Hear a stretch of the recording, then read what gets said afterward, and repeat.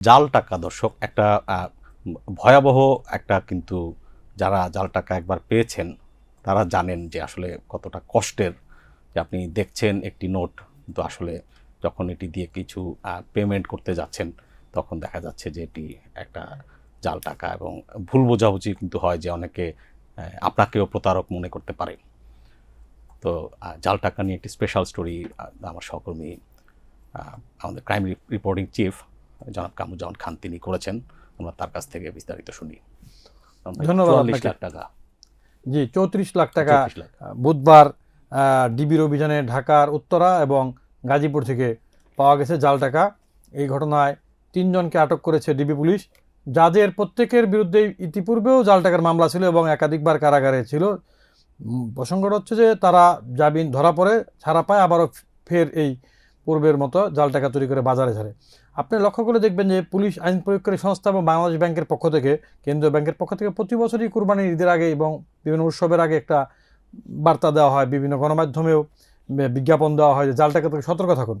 মানে যারা এটা বিশ্লেষক এবং পুলিশ কর্মকর্তা এবং অর্থনীতিবিদ, তাদের ভাষ্য হচ্ছে যে যখন একটা বড় লেনদেনের সুযোগ আসে সেই সুযোগটাই এই জাল টাকা কারিগর যারা কিংবা জাল টাকা চক্র যারা তারা কাজে লাগায়। কুরবানির ঈদের সময় তো সারা দেশে একটা কুরবানি পশু কেনার একটা বড় আয়োজন থাকে, হাটগুলিতে প্রচুর ক্যাশ টাকা লেনদেন হয়, সেই সুযোগ এবং রাত 24 ঘন্টা এই ট্রানজেকশনটা হয়, সেই সুযোগটাই ওই কাজ নেয়। এবং আপনি খেয়াল করে দেখবেন যে প্রত্যেকটা পশুর হাটে কিন্তু জাল টাকা শনাক্তের মেশিন বসানো হয়, কারণ ওইখানে ব্যবহারের সুযোগ থাকে দেখেই সুযোগ কেউ নিতে পারে, এই জন্যই প্রতিকার হিসেবে এই মেশিনটা বসানো।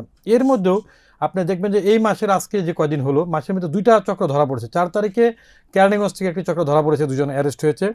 বুধবারে অ্যারেস্ট হলো উত্তরা এবং গাজীপুর থেকে। এমন কোনো ডিস্ট্রিক্ট নাই যেখান থেকে এই জাল টাকা ধরা না পড়ছে। আপনি জেনে অবাক হবেন যে এর সাথে একেবারেই মানে এমন একটা ব্যাপার হয়ে গেছে, যারাতে একটা কম্পিউটার আছে, একটা স্ক্যানার মেশিন আছে, একটা প্রিন্টার আছে, এরকম কিছু সরঞ্জাম হলেই যেন একটা জাল টাকা তৈরি করা যাচ্ছে। এর সাথে যে এই টাকাগুলি বিক্রি হচ্ছে, কত একটা রেট আছে। 1 লাখ জাল টাকার নোট আসল 30,000 টাকার এগেনস্টে বিক্রি হয়। এরা বিভিন্নভাবে বাজারে ছাড়ে। আপনি আরও জানবেন যে জাল টাকার একটা নিয়ম কিংবা আইনে আছে, যার কাছে জাল টাকা পাওয়া যাবে পুলিশ তাকে অ্যারেস্ট করবে, সেই অপরাধী। আসলে তো জাল টাকা তো সবাই বানায় না, যারা মানে সরল মানুষ টাকা পায় সবাই এবার এটা বোঝারও সুযোগ না দেয় এটা কোনটা আসল নকল, তাৎক্ষণিকভাবে জাল করার সুযোগ নেই। আপনি আরও জানবেন যে বিভিন্ন সময় কিন্তু আমরা শুনেছি কিংবা জেনেছি যে ব্যাংকের মধ্যেও যে বান্ডিল থাকে টাকা, সেখানেও জাল টাকা পাওয়ার অভিযোগ ছিল। এই অবস্থায় অর্থনীতিবিদরা যেটা বলছেন যে দেশের চলমান যে অর্থনীতি, এর মধ্যে কিন্তু জাল টাকাটা বড় ধরনের একটা প্রভাব ফেলে। আমি পুলিশের সঙ্গে কথা বলে যেটা জানতে পেরেছি, গত 2011 সাল থেকে 24 সাল পর্যন্ত 7,500 জাল টাকার মামলা সারা দেশে হয়েছে। এর মধ্যে কিছু মামলা নিষ্পত্তি হয়েছে। বিষয়টা হচ্ছে যে এখন এটা প্রমাণের সাক্ষের কিছু বিষয় আছে। একজনের কাছে জাল টাকা পাওয়া গেল, তাকে পুলিশ ধরে নিয়ে গেল, কীভাবে আপনি প্রমাণ করবেন এই লোকই জাল টাকা তৈরি করেছে? সেটা কিন্তু আবার সে যদি বারবার বলে যে আমি অমুক কাছ থেকে পেয়েছি, তো অমুক কাছ থেকে পেয়েছি, এভাবেই চক্রটাকে ধরা সম্ভব না।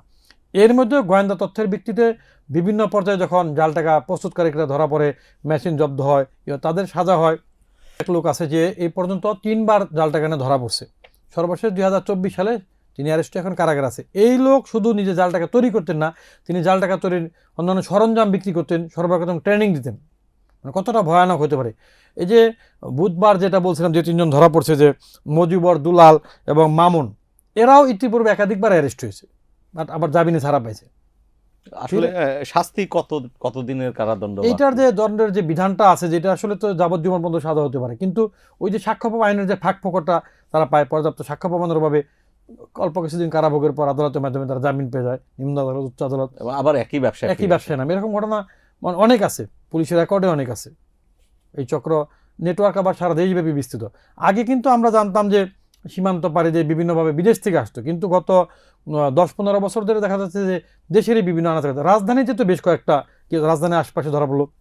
এবং এই টাকাটা কিন্তু হাট বাজারের মাধ্যমে ছড়ায়, একসাথে যে বান্ডিল আকারে ছড়ায় তা তো না, বিভিন্নভাবে মানে কৌশলে ছড়ায়, বিভিন্ন সময় ধরা পড়ে।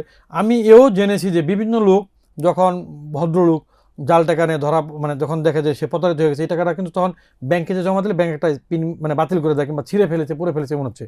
এই ক্ষেত্রে যে ভিকটিম কিন্তু সাধারণ মানুষ হচ্ছে অনেক বড়। আইনের যে সুযোগটা আছে সেই সুযোগটা অপরাধীরা নিয়ে পার পেয়ে যাচ্ছে। আপনাকে অসংখ্য ধন্যবাদ। ধন্যবাদ আপনাকে।